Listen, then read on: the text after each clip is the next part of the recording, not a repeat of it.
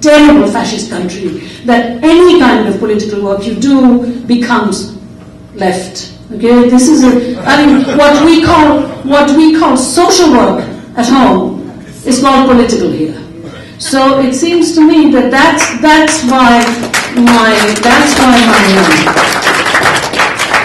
okay. So what I would like to say is that I really don't have very much more to say. What socialism is, I'll just say very briefly what socialism is, and this is not going to change. And how, therefore, your work is cut out for you because you're in a very powerful country with no socialist past. The New Deal wasn't socialist. It was nice, but it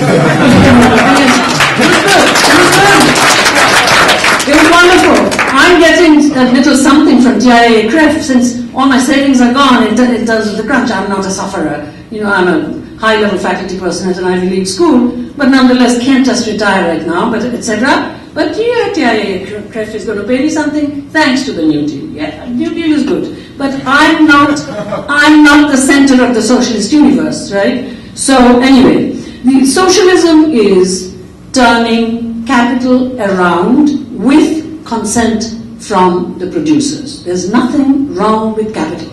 You know that I work. It's abstract. It's got a lot of social productivity, which is all that the International Civil Society mentions. It never mentions what is wrong with capitalism.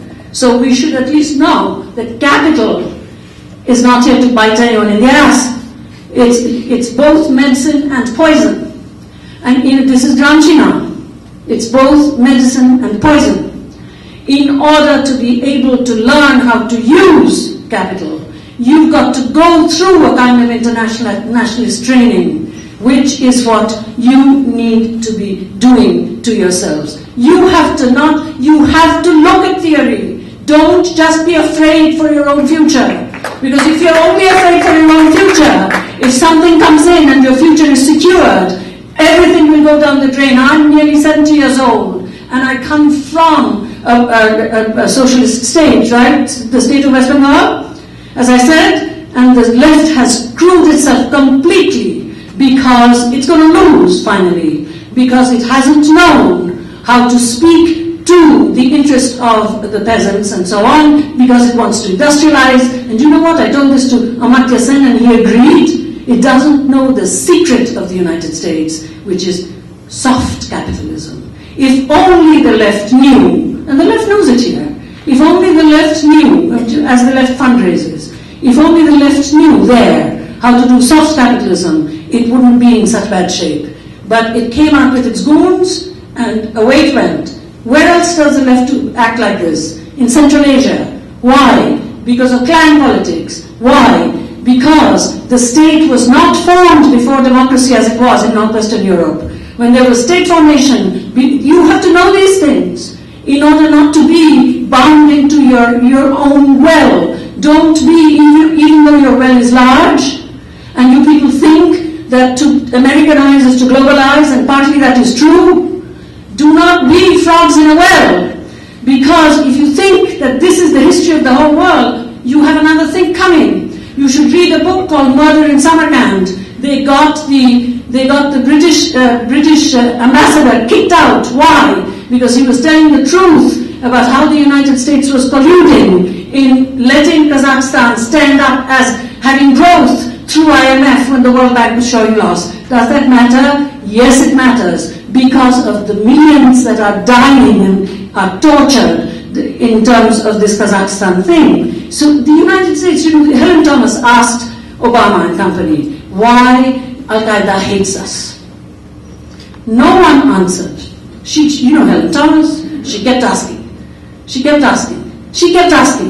asked 7 or 8 times. No one answered, okay. So some of us were asked to write on this, okay. And I wrote in there that, when thinking that they would win, anticipating victory, France, Russia, and Britain divided up and created the Middle East in 1916 already, the Sykes-Picot Act. And I'll tell you something, my dearest friend Edward Said doesn't give this much importance in his wonderful book, Orientalism. he too has to see that it's not just Palestine. It's a huge thing, talk about racism, of defeating the Ottoman Empire, because they won the Holy Roman Empire Eastern Bloc in 1453. It's an even older story than the story of the establishment of the United States as a colonial genocidal power. So anyway, they created this Middle East, okay? And when they created the Middle East, what happened was the Ottoman Empire, it was corrupt, Armenian genocide, everything. But their idea of how to live with other groups, you know, I appreciated your question about white women and black women. How to live with other groups. Their idea was the kind of idea we had in India with Hindus and Muslims, which is conflictual coexistence. It's like, I hate you, you have a horrible religion, but it's like competing football clubs. It's not like a master race coming down and saying, you have no right to exist, etc. On good days, in fact, there's friendship.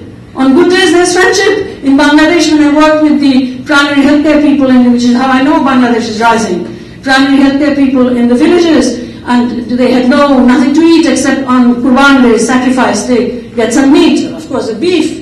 And I'm, of course, born a Hindu. I don't care for any religion, but nonetheless, the women in the grassroots who've never seen white people, they would say to me,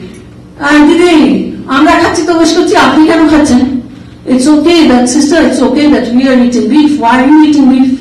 They're protecting my religion, okay? So that's the Hindu-Muslim conflict. It's not secularism, but it's a conflictual coexistence which is very different from the genocidal theory that exists today. I'm part of that 86% majority that kills. So in the Middle Eastern situation, the master race comes in. And then the Balfour Doctrine, which is passed by the League of Nations. And remember the United Nations, Eleanor Roosevelt kicked out Du Bois, because Du Bois was saying the United Nations is exactly the same as the old colonial power.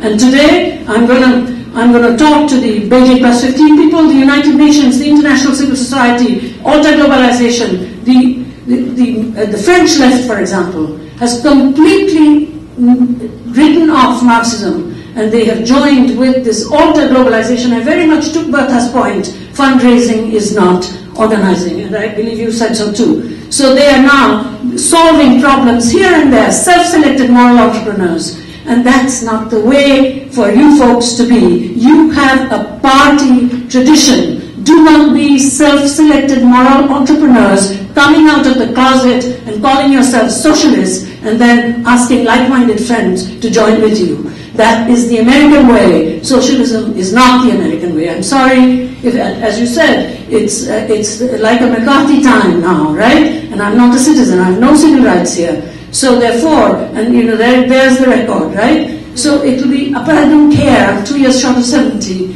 If I have to go, I'll go. But it is. But I will say that the idea of socialism, you must understand, it's not an American idea. It's an idea that has a worldliness about it. Look at how socialism has failed. I quote my friend Theodor Shanin, a Russian guy who's now dead, who said in the Soviet Union, socialism is not about development, it's about justice. Now, keep that in mind as you fight for money. Socialism is not about development, it's about justice. And how are you going to be just? You're going to be just by thinking about ways in which in this huge globalization, capital can be turned. Remember, there's finance capital, what Joe was talking about, that the commercial banks and the investment banks in the United States were collapsed together. And the investment banks began to get the same protection as the commercial banks, and the crisis started. Okay, and what is there today which really shows us that it's the working class still? These are the credit default insurance things. So you take out one credit default insurance, it goes to another one to protect it. Then it goes to another one to protect it. Then it goes to another one to protect it. Then it goes to another one. You can't imagine the list of what used to be subcontracting, and right at the end is some poor bastard who's lost something, not just his home in the United States, because it isn't a US problem. Okay? Now, as India and China are rising, the bottom is falling off. Okay? And I take the point very much, time and skill. Alright. That's what I give, and I think I can make that claim because, well, what time is it now?